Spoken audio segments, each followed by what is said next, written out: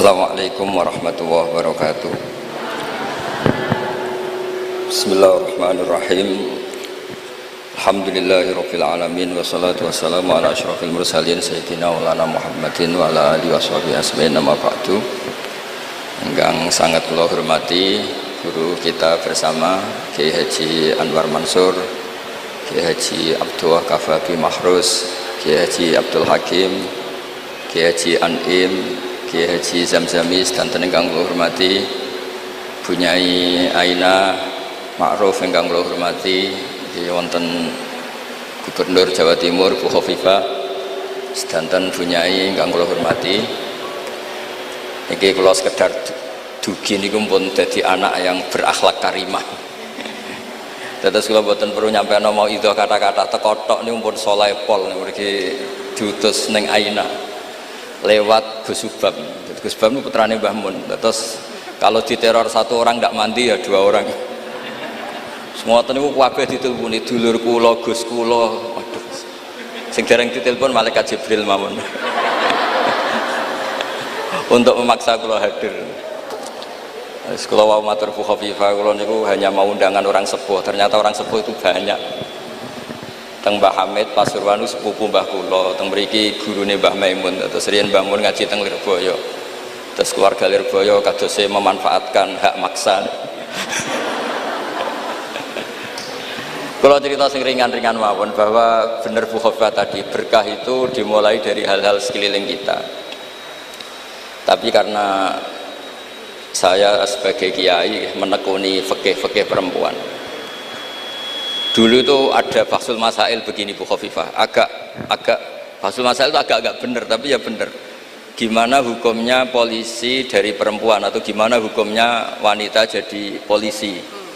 Nah ini Bu, Neng Aina nggak usah Bahsul Masail, langsung eksekusi, langsung meraktekkan. Itu hampir semua musyawirin bilang haram, karena polisi itu wilayah lelaki. Wilayah lelaki karena nangani penjahat, nangani kriminal. Tapi ada kiai yang agak unik, mungkin termasuk kita yang unik itu Pak Yai, kalau bandar narkoba itu kadang pengedarnya perempuan dan kadang disembunyikan di tempat yang nggak boleh tersentuh lelaki. Kalau semua polisi lelaki itu gimana itu solusinya itu? Walhasil terus kiai itu bilang ya udah boleh. Terus karena nggak kebayang kan, misalnya disembunyikan di tempat-tempat tertentu, kemudian polisinya itu cowok. Semenjak itu terus ada maklum kalau polisi itu dari perempuan. Saya tidak tahu Arisalah ngirimkan yang diterima di Akpol itu berdasar fikih itu apa enggak tahu. Tapi yang jelas itu ada fikihnya juga. Jadi makanya mendengar itu penting, karena barokahnya mendengar itu kita menjadi tahu cara pandang orang lain. Dulu itu orang mengira kalau kiai besar diundang di musola kecil gak datang itu dulu dikira keangkuhan. Tapi semenjak ada sudut pandang, terus niki sekaligus hormat nama Arisalah. Arisalah itu nama kitab Imam Syafi'i paling terkenal. Jadi beliau itu diminta menulis kaidah usul fikih untuk kajian fikih. Yang meminta namanya Abdurrahman bin Mahdi. Ya ini tadi saya juga memberi hadiah sama Gus Sofa sama Gus Alawi kitab Ar-Risalah. Kemudian ditulis tebel sampai sekitar 700 halaman, namanya kitab Ar-Risalah. Di situ ada kaidah-kaidah cara menganalisis Quran dan hadis. Dan itu berkahnya Masya Allah, akhirnya fikih kita tidak fikih harfiah, tapi fikih yang benar-benar bisa menjawab tantangan zaman. Di antara yang paling terkenal misalnya ibu saya itu namanya Yohanit, persis tabarruk sama namanya ibunya Nabi Musa. Khilah ya. Di fikih itu ada kitabul khilah, bab merekayasa hukum. Jadi Nabi Musa kita tahu jalani hidup terbaikmu. Greenfields Fresh Milk. Itu Nabi Musa. Setelah itu Nabi Musa kecil disusui siapa aja nggak mau. Ini cerita kecerdasan perempuan zaman itu sudah cerdas. Jadi sebelum sekolah Arisalah juga ada yang cerdas ya. Terus gini ibu Nabi sinten Musa. Itu cerdas sekali. Dia minta saudaranya supaya meneliti ini larungan Nabi Musa sampai mana. Singkat cerita ngerti kalau itu ditemu Fir'aun. Ketika cari perempuan yang menyusui, tidak ada yang mau Nabi Musa. Wa harramna 'alaihil maradi, semuanya menolak. Singkat cerita, saudaranya ini bilang, hal adulluka ala ahli baiti yakfulunahu lakum. Ini saya tunjukkan keluarga yang mungkin susuannya pas dengan Nabi Musa, dengan Musa kecil. Lalu pengawal-pengawal Fir'aun itu curiga, loh kok tahu? Sebab itu untuk menghilangkan curiga, dia bilang, tapi mintanya bayaran itu tinggi. Jadi berkahnya minta bayaran itu malah dikira ini benar-benar orang lain, karena kalau ibunya sendiri pasti tidak minta bayaran. Jadi ini cerita, jadi mulai dulu perempuan tuh pinter ngerekayasa. Ya agak ruwet nih. Jadi kita ini partai-partai yang kalah sama ibu, kalah sama apa saja lah, sama Bunyai. Kalau santri ditanya takut mana Bunyai sama Pak Yai, mesti jawabannya takut Bunyai. Itu ijma, itu sudah ijma. Karena kiai itu lebih sabar itu. Kalau kata Bunyai enggak, kiai itu lebih pelupa. Jadi kalau ada masalah gampang lupa. Akhirnya karena bayar itu terus tidak curiga. Enggak curiga kalau itu ibu aslinya Nabi Musa. Akhirnya ibunya Nabi Musa dapat dua nikmat. Dia ketemu putranya sekaligus dapat uang dari Fir'aun. Jadi Quran kalau mencontohkan perempuan itu luar biasa. Ada lagi contoh Asia. Perempuan itu memang misteri. Ada yang istrinya Fir'aun jadi wanita hebat, yaitu Asia. Ada yang harusnya solihah kelas papan atas karena istrinya Nabi Nuh, malah enggak. Sehingga pola-pola fikih perempuan, saya ulang lagi, pola-pola fikih perempuan itu Imam Syafi'i ngarang. Itu kalau sudah tentang perempuan itu ya pusing. Jadi ternyata pusing itu kalau ditarik ke atas. Itu dulu Rasulullah itu menghadapi Aisyah sama Fatimah itu ya pusing. Itu kalau Halah datang, Halah itu saudaranya Khadijah. Itu kalau datang itu betapa hormatnya Rasulullah. Makasih kamu datang mengingatkan pada Sayyidah Khadijah, pada Khadijah gini-gini. Itu Sayyidah Aisyah cemburu.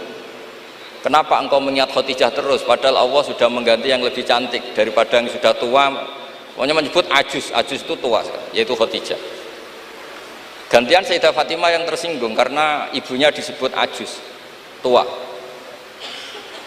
Nabi itu cara ngelola dua wanita ini, yang satu bangga dengan kecantikannya dan keperawanannya, dan Sayyidah Fatimah tertekan karena ibunya jadi korban, yaitu dianggap sepuh. Itu Nabi cara menyelesaikan itu unik. Bilang gini, Fatimah, kamu bilang ke Aisyah, sehebat-hebatnya kamu itu perawan dapat duda, sementara ibuku janda dapat joko. Terus mulai dulu ya kebanggaannya Rondo untuk joko, itu mulai dulu. Tapi ini cerita, jadi ngelola perempuan itu ribet. Jadi kalau terlalu ke Aisyah, Sayyidah Fatimah cemburu. Kalau terlalu ke Sayyidah Khadijah, Sayyidah Aisyah cemburu. Jadi ya nggak ada solusinya memang. Jadi kalau kiai ngaji fiqhul mar'ah itu, fiqhul nisa itu nggak ada selesainya. Kata Nabi, khuliqat min dilain a'wad, didesain dari iga yang bengkok. In dhahabta tuqimuhu kasartah, kalau kamu memaksa lurus patah. Kalau kamu biarkan tetap bengkok. Ya kalau jalan harus bengkok ya biar bengkok aja, tidak usah dipaksa nopo lurus. Terus kalau suwun terutama teng Gus Sofa, Gus Alwi, teng putra-putra neng Aina, Ar-Risalah itu menjadi inspirasi hukum. Dulu zaman Imam Ghazali ada orang pamit mau jadi ahli fikih. Sama Imam Ghazali nggak boleh, udah kamu jadi dokter saja. Terus ditanya, kenapa engkau sebagai ulama kok malah fatwa saya jadi dokter? Kata beliau, banyak negara Islam yang karena nggak ada yang belajar dokter harus berobat ke dokter yang non muslim. Begitu juga di dunia ekonomi, di dunia politik dan seterusnya dan seterusnya. Jadi itu yang dikenal dengan usul fikih. Dulu Imam Syafi'i itu bencinya sama orang kaya itu Masya Allah, karena beliau lahir miskin dari komunitas miskin. Dan beliau referensinya miskin itu lebih menyelamatkan karena lebih ringan hisabnya. Itu malaikat bagian hisab. Kalau ngisab orang miskin kan pusing, nggak ada yang bisa dihisab kan. Mau dihisab apanya, hanya beras 1 kilo kan nggak ada dosanya kan karena darurat. Tapi setelah beliau ngaji usul fikih masyhur itu, beliau datang ke Muhammad bin Hasan As-Syaibani. Ini asal usul beliau ngarang kitab Ar-Risalah. Itu emas itu tumpuan di meja. Kalau ngitung uang itu di depan umum. Makanya ini juga jadi fikih. Makanya menurut saya kiai-kiai itu kalau ngitung uang banyak kesunatannya di depan umum, biar orang nggak kepikiran nyalami template. Karena uang kiainya sudah banyak. Itu Muhammad bin Hasan As-Syaibani itu kalau ngitung uang di ruang tamu. Imam Syafi'i ini penguatan terhadap nama Ar-Risalah punya Aina, karena Ar-Risalah itu nama kitab Imam Syafi'i paling melegenda. Kenapa engkau ngumpulkan uang sebanyak ini? Engkau orang alim. Biasanya orang alim itu gak suka uang, gak suka harta. Terus Muhammad bin Hasan As-Syaibani ini guru kedua, termasuk guru kesekian lah dari Imam Syafi'i. Oh berarti saya orang alim, orang soleh gak punya uang. Iya, orang alim biasanya gak punya. Sudah tak kasihkan orang fasik biar dipakai dugem, dipakai main perempuan, dipakai judi. Jangan, pakai jenengan saja. Kalau orang soleh nanti manfaat. Oh berarti orang soleh oleh sugih pun angsal-angsal. Semenjak itu Imam Syafi'i berpikir rubah. Awal perubahan itu karena beliau ngaji sama Muhammad bin Hasan As-Syaibani, beliau menjadi al-usuli, orang yang berpikir secara usul fikih. Lama-lama terus beliau ngarang kitab yang terkenal itu namanya kitab Ar-Risalah. Terus nama Risalah itu semoga nama yang tidak main-main, benar-benar nama yang mencerminkan keilmuan yang dalam. Karena di kitab Ar-Risalah itu Imam Syafi'i benar-benar menganalisis cara al-istimbat minal kitabi was sunnah.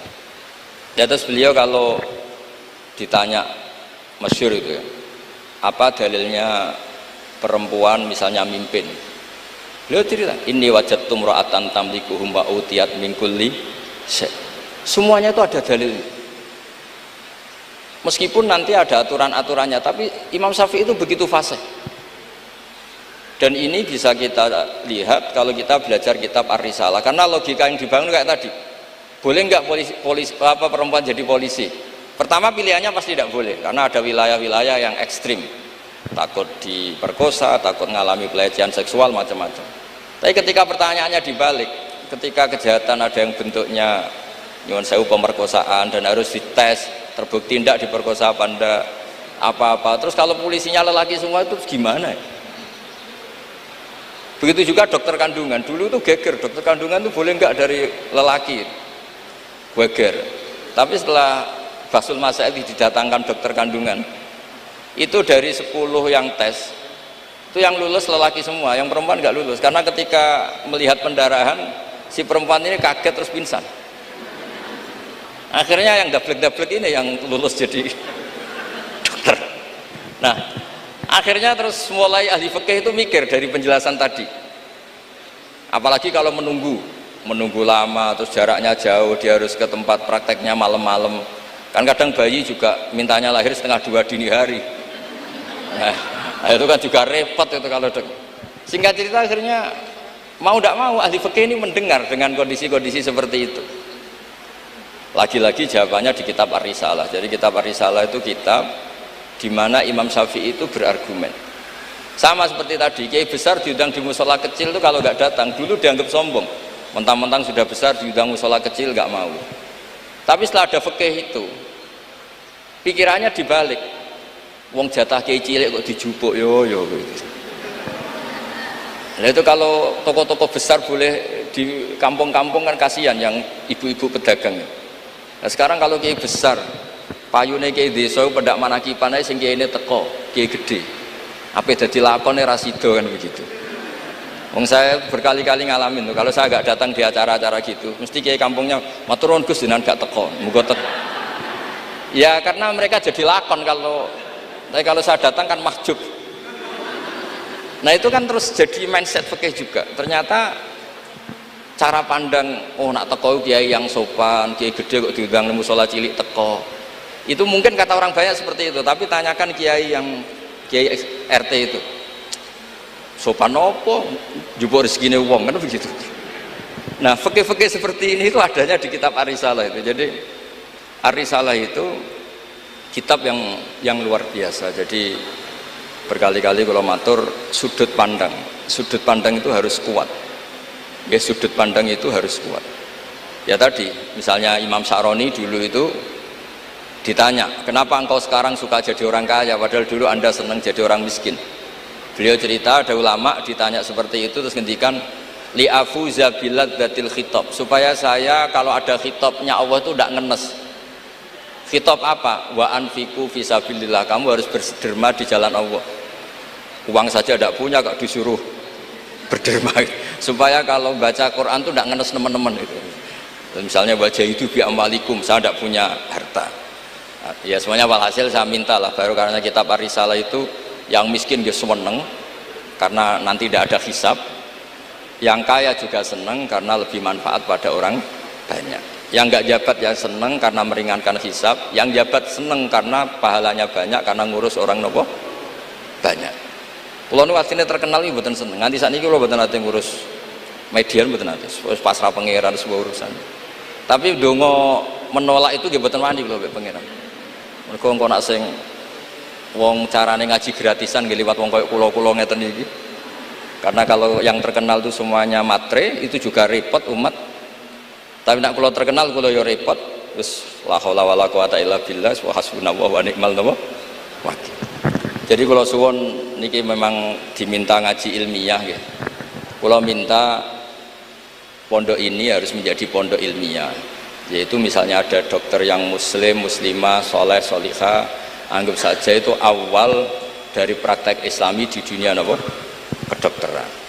Misalnya di kepolisian juga sama, di birokrasi juga sama, karena berkahnya hidup itu kalau dikawal orang soleh. Wa maka nawau yu'adzibahum wa anta fihim. Komunitas yang tidak soleh, ada satu saja yang soleh. Soleh itu bisa materinya karena soleh, kayak para habaib atau Rasulillah, atau soleh karena perilakunya, atau soleh karena keinginannya. Itu semuanya berkah, menjadikan azab ini tidak turun. Wa maka Allah yu'adzibahum wa anta fihim. Terus kula mboten saged matur kata-kata, wong kula teko tok pun sopan, pun gajaran kula pun kathah niku pun. Kula nak ngaji di rumah pakai kitab itu bisa 2 jam, bisa 3 jam. Tapi kalau ngaji seperti ini itu kan koyok kedikte gitu. Temanya diatur, jamnya diatur. Saya itu kiai yang paling pantangan diatur, tapi karena kalah sepuh ya sudah, jadi ganjaran ngaji ini tidak ilmiahnya tapi tawaduk saya gitu. Dimugi barokah tawaduk niki kula nggih untuk barokah pondok Lirboyo ngoten mawon. Assalamualaikum warahmatullahi wabarakatuh.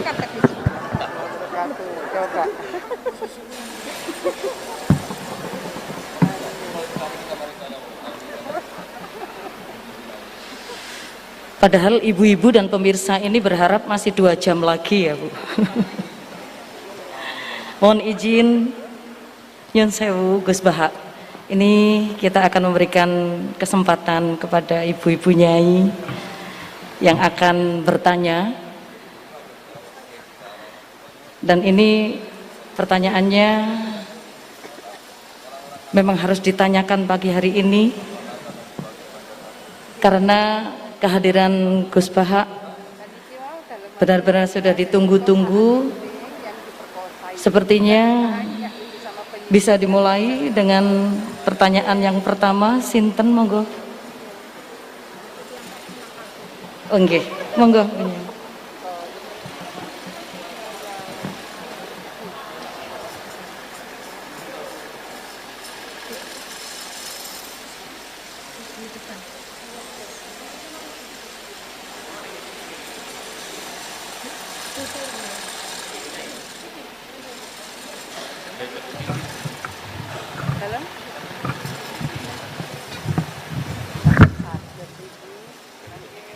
Assalamualaikum warahmatullahi wabarakatuh. Gus badhe nyuwun pirsa, di era milenial ke para ibu-ibu, para emak-emak yang biasanya kan ibu-ibu sak menika arane emak-emak yang pada waktu masa lalu dereng mengenal napa niku yang mengenal dan memahami perkembangan ilmu pengetahuan dan teknologi seperti saat sekarang, kadang-kadang merasa bingung.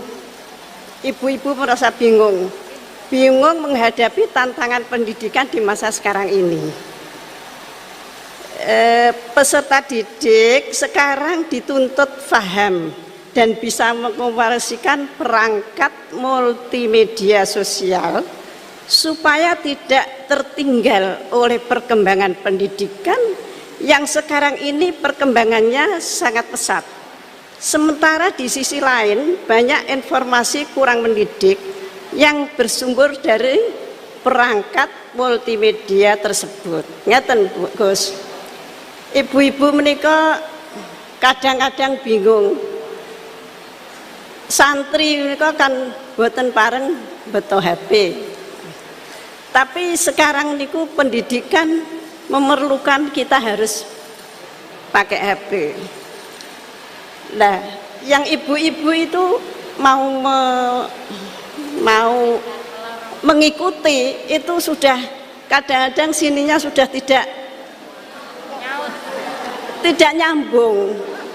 Diwarai WA mawon kadang-kadang mboten saged. Nah, mungkin kalau santri itu sudah mengunci HP-nya, kita tidak ngerti ini bagaimana caranya kalau dikunci, jadi tidak bisa.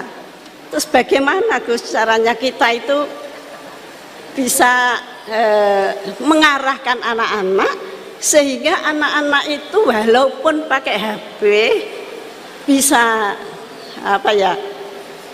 bisa mempergunakan dengan sebaik-baiknya. Kadang-kadang di pondok itu sudah diberi jam, nanti jam segini ditumpuk, tapi wong ya anak ya tetap anak, kadang-kadang ya diselipkan. Kemudian pertanyaan kita sebagai orang tua dari anak-anak kami, baik para santri atau anak kami sendiri, apa yang harus kita lakukan? Repot, HP saja tidak bisa, apalagi laptop. Padahal anak-anak itu kalau mencet itu sudah tahu apa-apa. Sedangkan kita yang tua tidak ngerti caranya mencet kadang-kadang. Kemudian bagaimana gini Gus, supaya anak-anak itu juga bisa mengikuti zaman tapi selamat sehingga mereka bisa pinter dalam ilmu pengetahuan tapi juga hatinya selamat, bisa selamat di dunia dan selamat di akhirat. Matur suwun.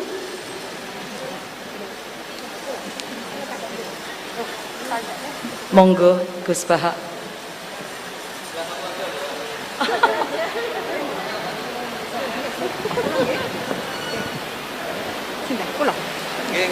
Nggih. Ingkang utus Gus Baha kula mboten wantun nolak nggih. Assalamualaikum warahmatullahi wabarakatuh. Gus, sekarang di pesantren-pesantren itu banyak para ibu nyai yang memiliki peran lebih besar dalam mengasuh para santrinya dibandingkan peran Pak Yai.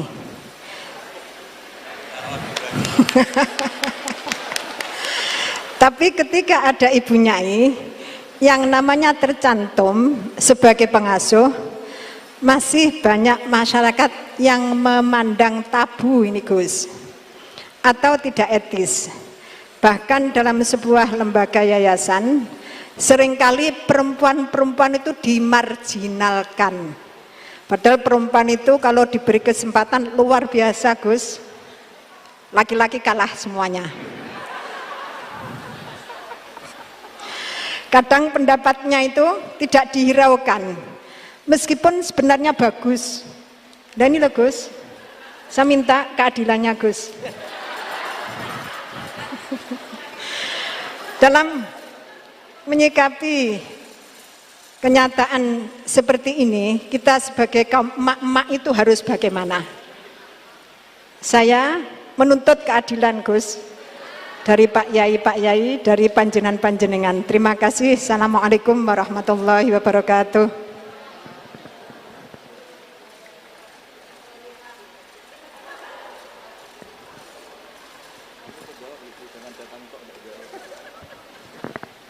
Ya nanti yang ikut jawab Bu Gubernur ini kan masa mau jadi pemimpin tidak mau jawab problemnya. Udah datang pakai helikopter, ada pertanyaan nggak mau jawab. Saya ini ganjarannya sudah terlalu banyak, 5:30 sudah datang, nanti diminta ikut meletakkan batu pertama ya. Oke. Terus begini Bu Nyai Nur Iskandar ya. Jadi saya punya cerita dari Bapak. Juga cerita ini pernah ngendikak Mbah Mun. Ada filosofi ilmiah yang nggak bisa diganggu gugat. Ini harus kita camkan. Misalnya begini, al-insan abdul ihsan. Manusia itu pasti mudah diperbudak atau dikalahkan oleh kebaikan. Singkat cerita ada seorang kiai waroi zuhud, di rumah nggak ada TV, nggak ada HP, nggak ada motor. Saking inginnya anak itu nggak terkontaminasi TV, nggak terkontaminasi HP, juga nggak sering keluyuran ada motor. Tapi apa yang terjadi? Anaknya ini malah pertama punya HP atau memakai HP dipinjemin temannya. Kebetulan temannya itu tidak sholat. Pertama naik motor juga dipinjemin orangnya yang nggak sholat. Pertama tahu TV juga di tetangga komunitas keluarga yang tidak sholat. Sehingga perasaan anak ini hanya punya utang jasa sama orang yang tidak sholat. Lama-lama kenangannya apa? Ternyata orang yang tidak sholat itu lebih manusiawi ketimbang yang sholat. Singkat cerita anak ini akhirnya nggak sholat. Ketika anaknya itu nggak sholat, orang tuanya itu coro Jawan itu tobat, minta maaf sama bapak, sama saya. Era kiai saya minta, karena melihat Mbah Maimun itu di rumahnya ya ada TV, bapak saya di rumah ada TV, juga ada motor. Ketika sowan, walhasil intinya diceritain kenapa banyak kiai alim yang longgar, di rumah ada TV, ada HP, ada motor. Ternyata karena jangan sampai anak kita pertama merasa utang jasa itu sama orang lain. Nah, kalau orang lain ini yang orang nggak bener bisa berabe kan. Nah pondok juga gitu, kalau terlalu ketat HP, terlalu ketat apa, ternyata HP ini barang mewah, barang wow, kebetulan yang nilai orang lain. Dan akhirnya santri ini merasa utang jasa sama orang. Nah, ya kalau orang lain ini tepaan orang soleh, kalau enggak. Makanya ibu-ibu juga situ, senyum tuh barang mewah. Ternyata bapak-bapak kenangannya sama bakul kopi, tidak sama istrinya. Akhirnya yang diingat ya bakul kopi, karena senyum itu mewah. Ini sekaligus jawab pertanyaan yang enak, minta keadilan. Saya juga minta keadilan. Ya itu sudah komplit, jawaban itu sudah. Pokoknya kita kondisikan al-insan abdul ihsan. Jadi itu tidak bisa ndak. Makanya ngelola anak-anak itu ya harus hati-hati, ngelola istri, ngelola suami, ngelola komunitas masyarakat. Kenapa kiai itu harus dermawan? Kenapa orang baik harus dermawan? Kalau yang dermawan orang fasik, pasti orang fasik ini yang punya pengaruh, karena al-insan abdul ihsan. Makanya ini kembali lagi ke kitab Ar-Risalah tadi. Saya berkali-kali kalau ngaji bilang, tasodaku walau bitolkoti wajin. Kamu disuruh sodako meskipun senyum. Senyum itu dalam fikih formal dikatakan sunat. Tapi dalam konteks sudah kompetisi itu bisa wajib. Di rumah nggak pernah ada senyum, di warung kopi ada senyum terus. Kira-kira menang mana? Sama. Ketemu preman disuguhi kopi senyum, sowan kiai diamu itok. Akhirnya masyarakat mau ke preman karena di sini lebih dimanusiakan ketimbang kalau sowan kiai dimarah-marahin tok. Akhirnya konsep Nabi tolkoti wajin tidak lagi kita katakan sunat tapi wajib. Makanya berarti ibu-ibu senyum sama suaminya wajib. Tapi kalau disenyumin terus ya wong lanang ya dablek itu dikira nggak pernah salah. Berarti marah juga. Ya sudah, tidak usah diwajibkan, sudah dilakukan, alhamdulillah. Jadi menurut saya ngadepi fenomena sosial apapun kita harus punya kaidah ilmiah yang permanen, yaitu al-insan abdul ihsan. Semuanya fikih, semuanya solusi, semuanya teori itu pasti kembali ke situ. Kalau kita lebih menarik karena ihsan kita, pasti orang ke kita. Tapi kalau kita jeblok secara sosial, ya dibayangkan Allah itu walau kunta fadhurul qalbi lan faddu min haulik. Kalau seorang pemimpin itu kok wangkot, angkuh, tidak simpatik, pasti lan faddu min haulik, pasti orang itu bubar. Jadi itu jawaban umum, tapi insya Allah menjadi solusi untuk ngelola anak kita Saya sampai sekarang itu ya biasa ngedusi anak saya, jalan-jalan sama anak saya, supaya utang jasanya anak itu sama orang tuanya. Istri saya itu keluarga Sidogiri. Itu saya pernah bilang, kalau anak saya minta uang jajan meskipun saya tidur agar dibangunin oleh anak saya. Kata istri saya kan, yaitu nanti melatih tidak sopan. Tapi akhirnya saya beri penjelasan secara ilmiah. Yang wajib jajan anak itu orang tuanya, jangan sampai ganggu mbak-mbak atau kangkang. Sehingga korbannya ya harus saya, bukan orang lain. Jadi kita harus kadang-kadang lebih bicara ilmu ketimbang akhlak. Apa artinya anak kita berakhlak sama orang tua, tapi anak kita pas mau jajan ngel-ngel orang lain. Nah, hal-hal seperti itu supaya apa? Anak kita punya kenangan, saya bisa jajan karena bapak saya bisa jajan karena dituruti bapak saya. Tapi kalau kenangannya sama tetangga, dan kebetulan tetangga kita misalnya kurang baik, maka nurutnya sama tetangga yang kurang baik ini. Jadi ini menurut saya, ini karena masalah ijtihad. Neng anak boleh gak setuju ya, karena ini masalah ijtihad.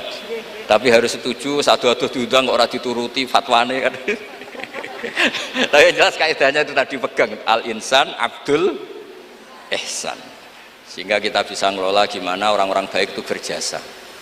Makanya ngendikane Rasulullah SAW masyhur itu, inna hadatin irtadaituhu li nafsi wala yusliha li hadatini illa sakha wa husnul khuluq. Agama ini sudah final, cuma yang bisa mengawal agama ini hanya dua, yaitu dermawan dan husnul khuluq. Jangan sampai orang lain yang nggak benar lebih berempati, lebih dermawan, sementara yang soleh kurang dermawan atau kurang empati, sehingga kompetisinya orang soleh ini kalah. Ya, saya kira demikian. Ini mohon terakhir, mohon assalamualaikum warahmatullahi wabarakatuh. Warahmatullahi wabarakatuh.